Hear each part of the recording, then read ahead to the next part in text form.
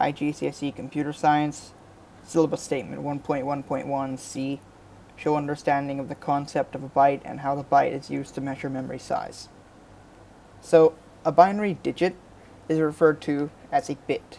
So like, if you remember binary digits like zeros or ones, if you put these two together, like the B from binary and the it from digit, we get bit. 8 bits are referred to as a byte, and a byte is the smallest unit of memory on a computer. Now you might be wondering, wouldn't a bit be the smallest unit of memory? Well, the thing is, a bit is, remember, a 0 or a 1, so that can't really store a lot of data. I mean, like, it's really small. Like, you can only store a 1 or a 0. Like, so just think about that. And, like, even a byte is too small to store a significant amount of data, which is why memory size is measured in the following multiples. So, like, if you have a text file or a movie, like most movie files, like MP4 files, are pretty, like, not so big, but they're like like a 20-minute episode, 1080p would probably be like I don't know. I can't really estimate.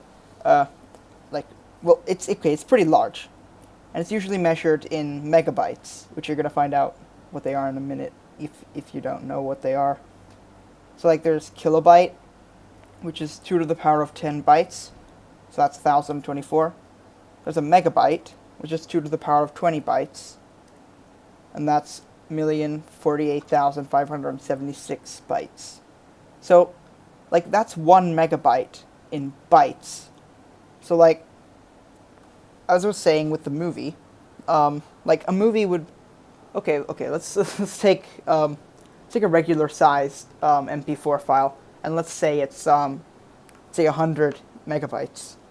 So, like, that would be, like, a normal, kind of short-ish movie file size, and that's pretty big. Like, so you can see why a byte is too small to store, like, anything significant. And then there's gigabyte, which is 2 to the power of 30, which is also a really large number of bytes. Then there's the terabyte, 2 to the power of 40. This is, again, an even larger number. There's the petabyte, 2 to the power of 50, and again, they just keep getting larger. Exabytes, zettabytes, yottabytes, and they're pretty huge. Most computers nowadays should be like a terabyte or two, I guess. Like most old computers should be like 300 to 500 gigabytes, but meh. Like I'm talking about laptops, not actual computers. It's like I have a laptop and I don't actually have... I didn't have a desktop for like since a few years back, but anyway, there are also bit multiples. So like, along with kilobyte, megabyte, gigabyte, there's also kilobit, which is 2 to the power of 10 bits, megabits, and so on.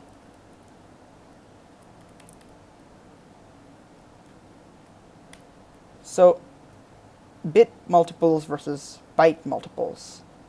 So, we remember that 1 byte is 8 bits. So that would mean that 1 kilobyte would be 8 kilobits, 1 megabyte would be 8 megabits, and so on. So you might get a question in the exam, like the upload speed on the internet is 32 megabits per second. How long would it take to upload a 40 megabyte file?